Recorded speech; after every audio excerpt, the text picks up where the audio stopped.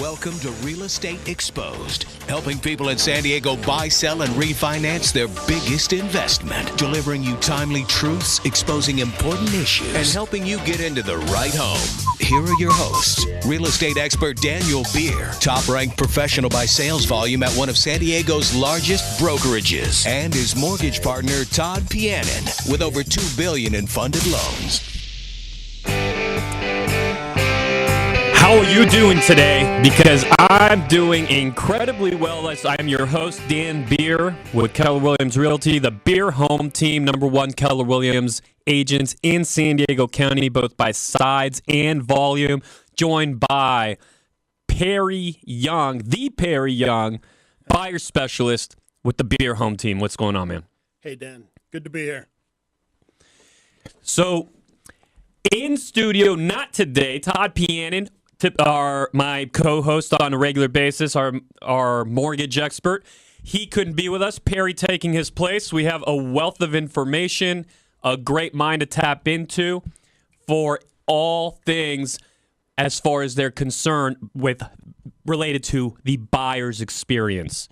So, in that vein, what does it mean that we have a buyer specialist in studio? What is a buyer specialist? What is the team model versus the individual agent?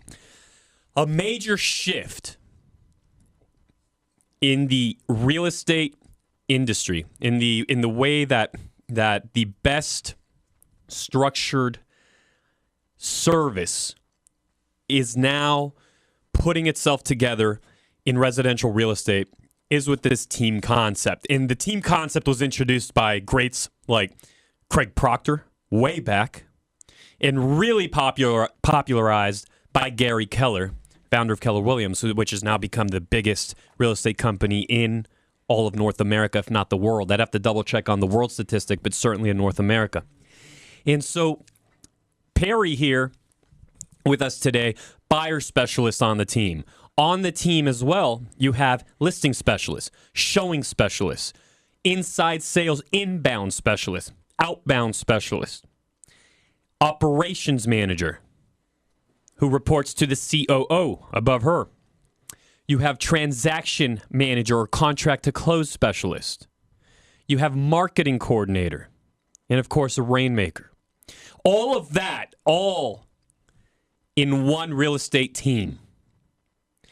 And so we want to unveil or remove the veil, remove the curtain, remove any uncertainty as far as the public is concerned, what your understanding of what is a team, because you see so much of that coming at you. You see so much advertising from teams, and a lot of you are doing business with teams. So what does it mean versus being an individual agent? You also, in a city, it's worth mentioning, in a place like San Diego County, where you have, 22,000 real estate agents. Not only for you, the buyer or the seller, to understand who you want to do business with or not and what the different models look like, but also you may very well be an agent or be getting licensed. What is this team thing all about? So why don't I turn to Perry? Why are you on a team, and what does it allow you to do that you otherwise couldn't? What advantages do you feel it gives you as a professional, but most importantly, and the only way in which the answer to that would in any way matter, is if that advantage translated to your customer. What in your mind is this? Why are you on a team? What does the team do for you versus being an individual agent? Well, for starters, I was an individual agent before I joined a team, so the advantages of being on a team allow me to spend my time where it's most valuable. Meaning as a buyer specialist, I can spend 40 hours, but it's usually 50 or 60 hours servicing the clients I do have, getting them into the right properties, instead of trying to find homes to list, marketing myself and my properties. I just get to focus on that one thing. In a lot of ways, I respect the individual agents that get the job done out there, but they're spread quite thin across the number of duties they need to perform for their clients. There's no doubt in the world they're working their tail off. Yeah. So this isn't commentary on how hard they're working. But your clients, do they depend simply on the next property that hits Zillow or Redfin or the MLS or the next open house that pops up? Or how does your position as a buyer specialist give them more access to homes that the typical agent isn't going to be able to see or identify based on how thin they're spread? Well, with the time I get to spend with the clients, I get to find out exactly what they're looking for, down to the floor plan, the street, and I can go to title companies. I can go knock on those doors and try and find them their dream home, regardless of if it's on the market publicly. Correct. Oh yeah. If it's on the market, everyone else is already looking at it anyway. They've already the buyer themselves has already seen it. Yeah. That's nothing new. So to me, the person, and this gets me because as you know, if you've gotten to know me on this show, if you've come to our home selling workshops and met me in person, I have a deep passion and a supreme distaste for mediocrity.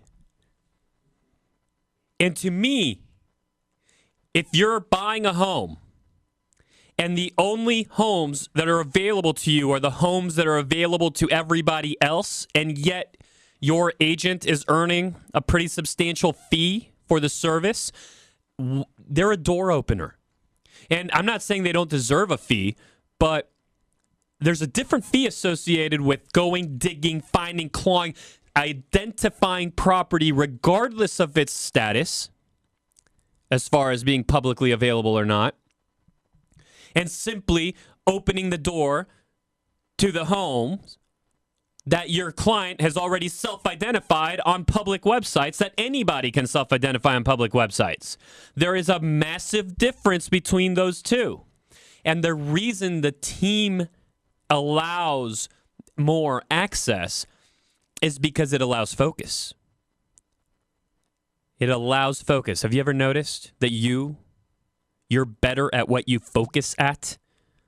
Whatever you've spent your life doing, focusing on, if there is something in your life you have spent your time focusing on, then you're really good at it. You understand it in a deeper way. You see the intricate details behind what everyone else sees on the surface. That's what being on a team is. It's giving your client more access. So if you're a buyer, you have access to not just the next home that pops up on Zillow, not just the next listing that shows up on MLS, on Redfin, on Trulia, on Zillow, and on all the other websites that everybody else is competing for also, but you get to actually compete in a vacuum at times on property that your specialist has had the time to identify by not only relying on what's publicly out there, because the specialist doesn't spread themselves thin wearing 10 different hats. And I understand that feeling. I've been there myself. I have been that person wearing 10 hats. I've been that person, and as you are that person, your service starts to suffer. Here's the interesting paradox, okay? Here's what's really the interesting catch-22 of not just real estate, but of business. When you're that agent that is actually really good, so you start getting more business. You're a very good agent, so you start getting more business. And you're busier, but you're doing such a darn good job that more people give you more business. And remember, you're running solo here, or flying solo.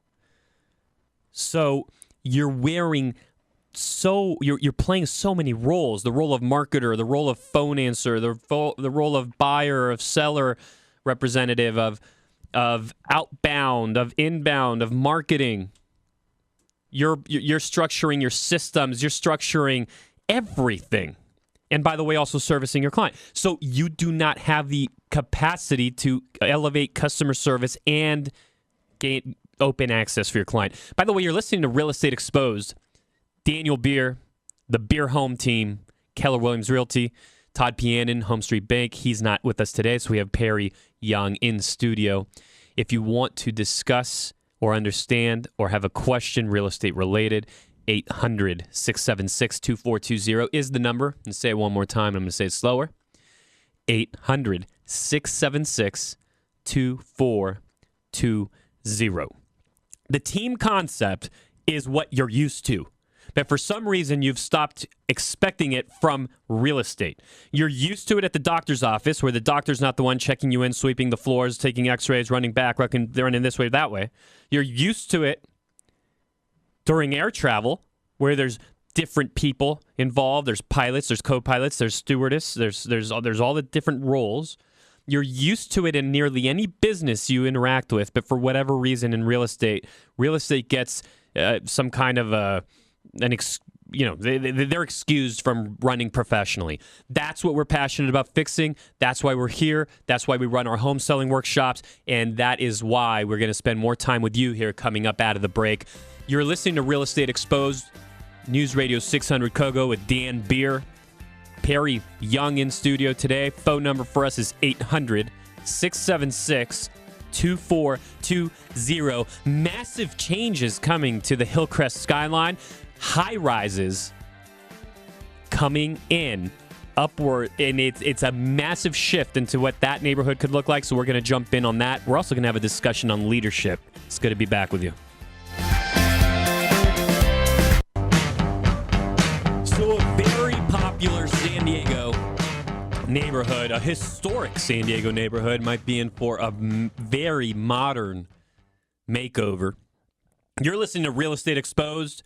We're on News Radio 600 Kogo. Dan Beer, Perry Young in studio today in place of Todd Pianin, who you're used to seeing or hearing here with me every Sunday morning.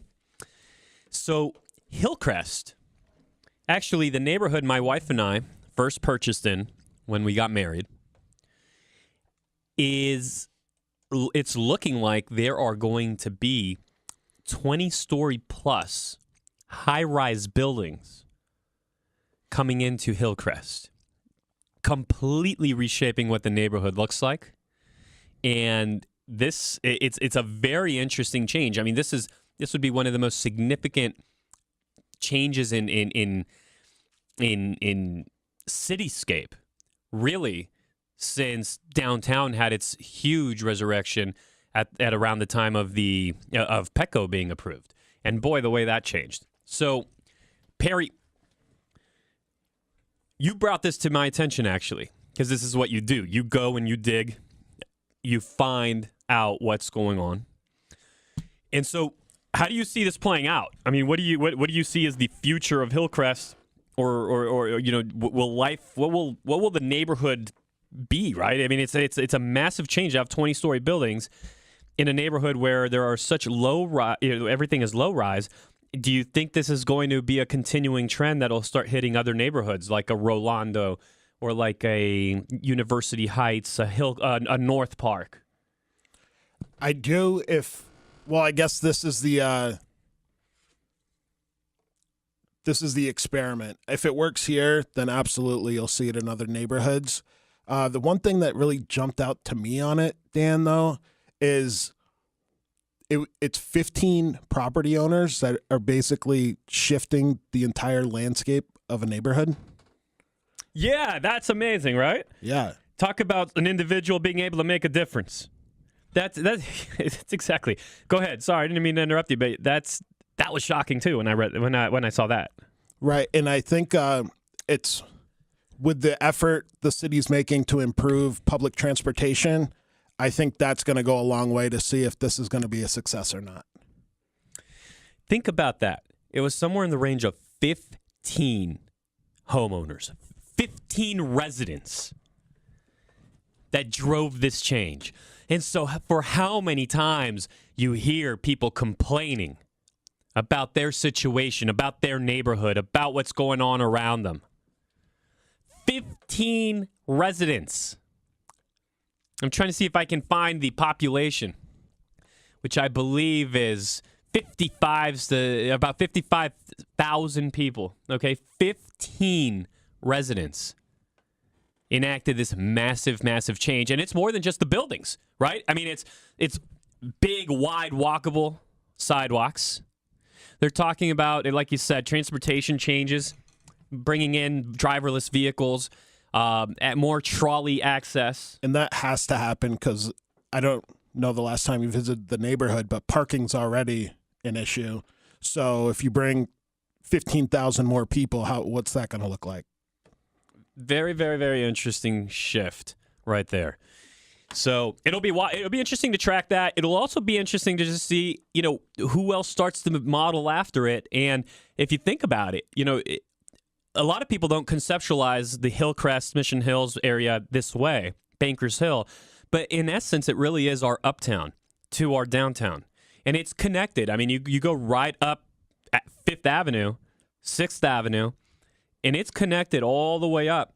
And so imagine a world in which those two were to touch. Now, there will always be that gap right in the middle because Airport. because of the flight path, right? So anything that's Hawthorne, Juniper, Ivy, those streets, and of course they'll cushion that, so you'll probably get a 5-block cushion at the very least, if not a 10-block cushion in both directions. But it'd be interesting if you get that look, much like a Manhattan actually has the opposite look, in which you have Midtown high, and it drops down to more mid-rise until you get to the financial district downtown, and it gets big again. So it's going to be fun to watch that play out. I'm a big fan of anything. Let's progress, right? Let's move forward. Let's develop. I like that. That's why I'm upset that the Charger Stadium wasn't approved. That would have been absolutely unbelievable to see, just from a development standpoint. And, with that story,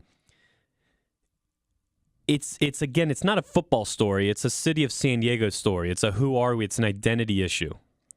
And it's all of the amazing business and fun and restaurants and just changing a very, it's a glum area. If you really go out to Deep East Village, you're talking 13th, 14th, 15th, 16th, 17th Avenue, street or avenue. What are the Fifth Avenues? They're avenues. You get out there, it's glum. I mean, we have our own version of Skid Row. Yep. It's right. And so, boy, it would have been nice to see that development, but at least we're going to see it here. Speaking of which, Perry, Chargers have to make a decision, pretty big decision relatively soon, right? Yeah, the deadline's coming up for the option to LA, whether or not Spanos is going to act on the option. So we'll know on that January 15th if we're still going to have a football team here next year. So January 15th, Spanos, by then, must decide if we are going to have a football stadium. Or excuse me, not a football stadium, but a football team in town. Now, we faced this last year. And last year, I'll tell you, I felt like it was a done deal. They were gone. Yep. Just gone. They stayed. They didn't pull it. They didn't do it. They actually, a lot of their leverage is now not where it used to be, because the Rams came into L.A. Kroenke, I think that's how you pronounce the Rams owner's name. Yep. He doesn't want another team in L.A., so he's making the terms very unfavorable, being difficult. The Chargers don't have quite the leverage they once had when we were at this exact point last year. But nevertheless, relationships at the city council are actually said to be more strained now than, maybe not than ever, but definitely more strained than they've been in some time. So that'd be very interesting to track, see what happens as those conversations take place. I mean, but January 15th, my God, is around the corner. 45 days from now, we literally could not have the San Diego Chargers. What a huge blow. I mean, just like that. Yeah. Like, talk about suddenly. We'll be here before we know it. One of my great mentors, Gary Keller, he constantly talks about big changes. They come slowly, slowly, slowly, and then suddenly. And this would be a huge example of that being true. I mean, the Chargers, anybody out there, city council, let's work together. Let's keep them here. Let's be a world-class city. I'm going to remind you, you're listening to Real Estate Exposed with Daniel Beer, Todd Pianin, who is not in studio today, replaced by the Perry Young, buyer specialist extraordinaire with the Beer Home Team. We're going to have a conversation on leadership here coming up out of the break. Also, median home price in San Diego County is at eye-popping levels.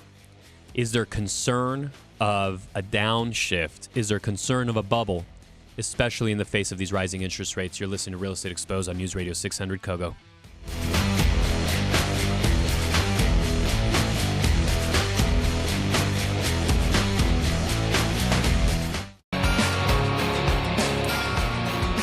Welcome back to Real Estate Exposed. This is our third segment going into another football Sunday.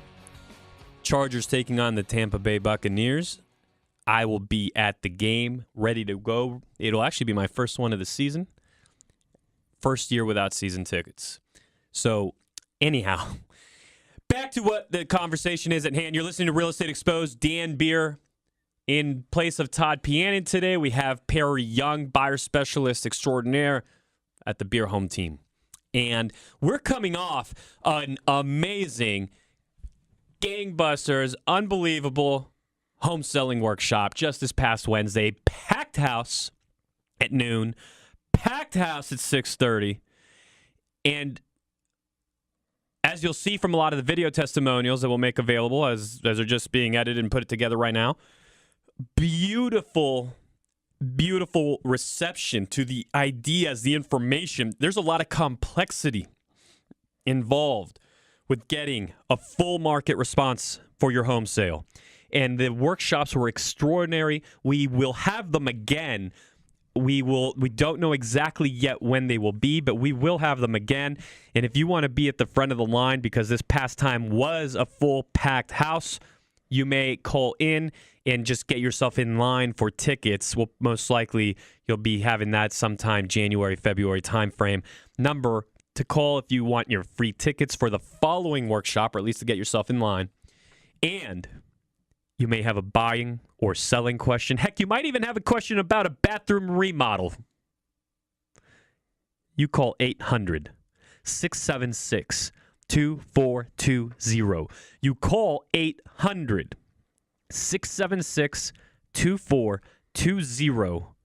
You also can visit beerhometeam.com. That's beer spelled just like the drink. Hometeam.com. Let's discuss leadership. Leadership is at the core of what our world, our troubled, broken world. Airport, South Africa, and make your way to the toilet. Should you be traveling to Johannesburg, Joburg, right, as they call it, anytime soon, you may encounter one of the world's great leaders. Yes, in the bathroom at the Joburg Airport, you will encounter one of the world's great leaders. You didn't hear that incorrectly. I didn't misspeak. Here's what happened. This is what I was told in the story. It's honestly, it brings a tear. It's just awesome. You know, so there's those guys that are the bathroom attendant. Bathroom concierge. Bathroom concierge. Very fancy. These guys that are the bathroom attendant I've actually never seen one at an airport, but they're typically maybe at a high-end restaurant or nightclubs. Nightclubs are notorious for them, right? And exactly. So that guy, they have one at the Johannesburg Airport. So his job is to hand you a paper towel when you're done drying your hands. What else? His job is give you a little spray soap. Yeah, spray some soap, give you some gum. Clean. This particular gentleman's job was to keep the place clean. Doesn't sound like the most glorious job or like the world's greatest opportunity. It sounds like the type of job that so many people just sit in their own self-loathing and pity over. Oh, why me? Oh, my God, this is tough. Life sucks. It sounds like the type of job that most people would use as an excuse to live in a state of victimhood. But this gentleman, who I'm calling one of the world's greatest leaders, he introduces himself to you as you come in. He says, "Welcome to my office." So if you go to the bathroom, he's going to say, "Welcome to my office." And then he's going to smile big and wide. And even though there won't be an actual glimmering shine coming right off his front tooth like you would see in the movies, it's like you almost see that happen because this man's eyes are shining bright and he's happy. And so this person, and is Robin Sharma. Robin Sharma, who actually authored a book, Leader Without a Title. Our whole team back at the office is reading Leader Without a Title. So Robin's just taken aback by this guy. Whoa, what is going on? Why is this guy so happy about standing in the bathroom? And so Robin starts interviewing him. He starts interviewing him and asking him questions. He opens up his camera, and I saw this on Robin's camera phone. He starts asking him questions such as, why are you so happy? What are you doing? What do you do for a living? And hearing this guy describe what he does for a living, he didn't say, "Oh, I clean toilets." No, he said, "Welcome. Yeah, this is my office." And he started touring Robin around. He said, "Look how clean it is. And look over here, it's just clean, and I keep it perfect. And when people come to Johannesburg, they are greeted by my beautiful, clean, wonderful bathrooms so that their time in Johannesburg starts off on the right foot and is a wonderful experience for them." And I just thought, wow. That's leadership. That is a man that is showing up every day, and that if he could infect more people with that type of attitude, this world is better. At your office, your job, the person next to you, the person in the cubicle, anybody, if a guy in a bathroom can have that kind of impact, that kind of attitude, and you're not showing up every day, even higher than that, the problem may not be in your circumstances other than your mental circumstances. The problem may be in the mirror. And take a hard look, because anybody, regardless of title, regardless of position, can show leadership and move this world forward. That's how we operate our real estate team.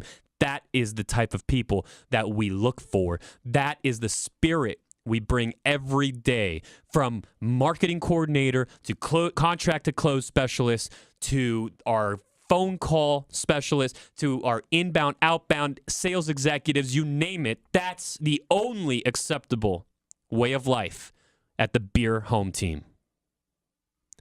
We're going to hit the break. You're listening to Real Estate Exposed.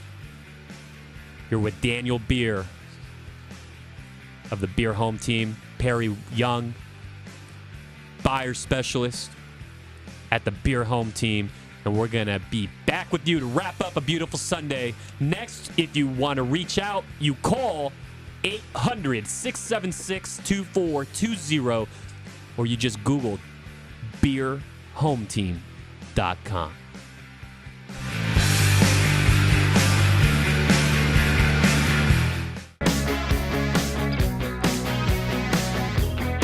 We're going to wrap up our morning. Welcome to segment number 4. Daniel Beer with you, your host on Real Estate Exposed, News Radio 600 Kogo. Perry Young in studio, buyer specialist, Daniel Beer Group. Formerly the Daniel Beer Group. Man, that's still a habit right there. Beer Home Team. We have just rebranded, by the way, ladies and gentlemen.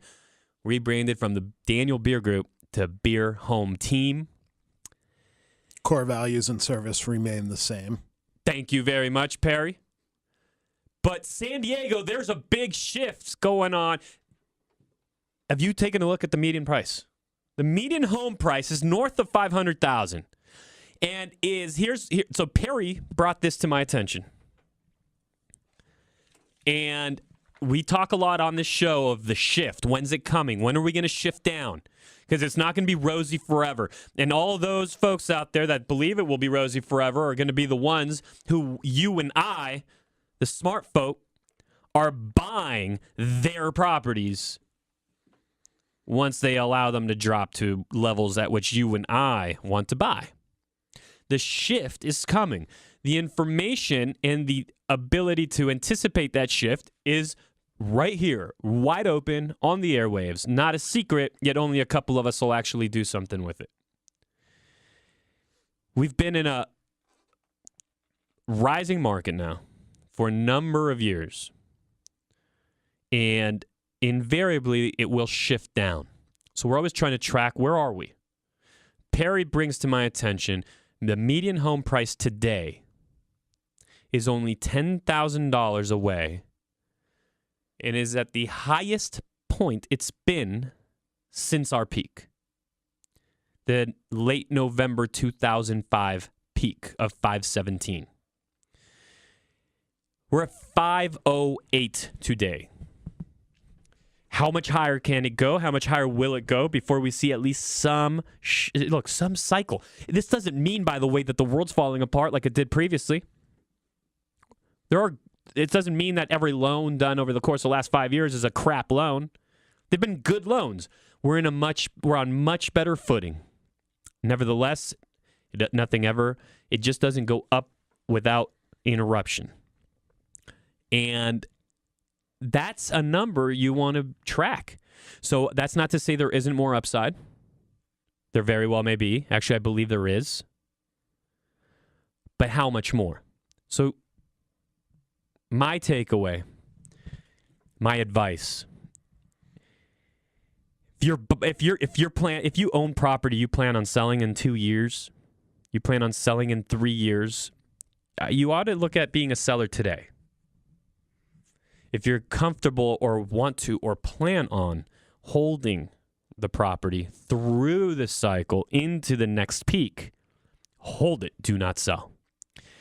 And this isn't some convenient way of telling you to go sell your house. In fact, just to prove that to you, I'll disclose I am not selling my house, keeping my home. But I'm keeping my home based on two factors. One is that I would be happy to own it for another 5, 6, 7 years. Two is that should at some point I want to make a move, but my equity is in a position in which I'm not entirely happy, I do have the financial wherewithal to simply hold my property, rent it out, buy another one. I don't have to access my down payment out of my home equity.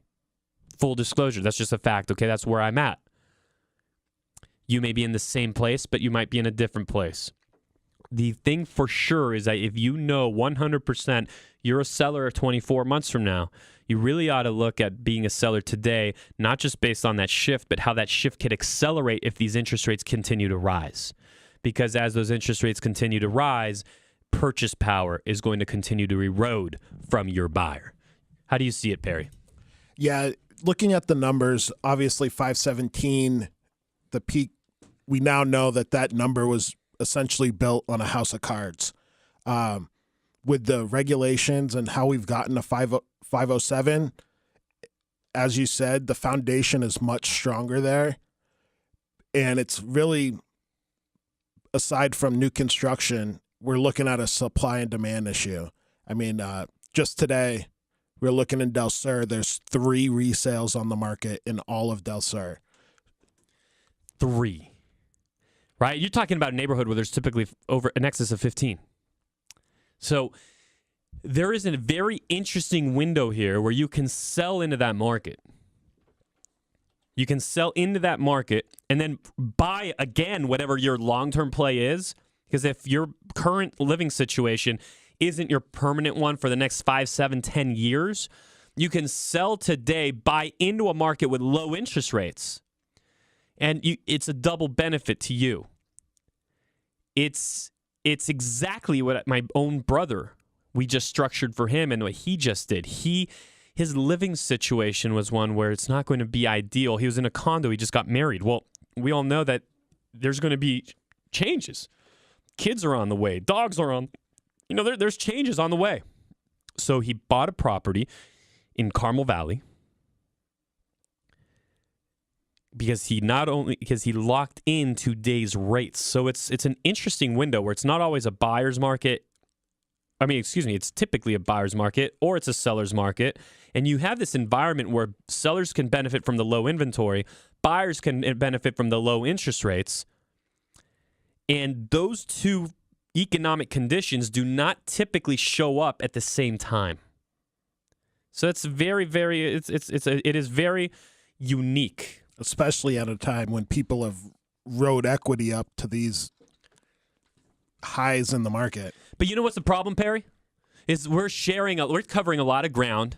We're sharing a lot of information.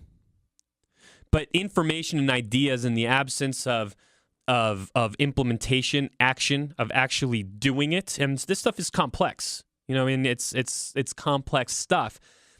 Information in the absence of actually putting it into play actually creates more frustration because it's like you're almost better off living in ignorance and not knowing. But when you know and you're still not doing it, that creates frustration. Good news for you is we've spent the years structuring a process that allows you to take advantage of it in a professional, repeatable manner. And if you call 800-676-2420, you're listening to Daniel Beer Home Team, along with Perry Young of the Beer Home Team. Call 800-676-2420. Whether you have any kind of real estate related question, let's get a plan together for you. And by the way, go Chargers. We're going to be back with you next week. You're listening to Real Estate Exposed. It's been another beautiful Sunday morning. Thanks for having me, Dan.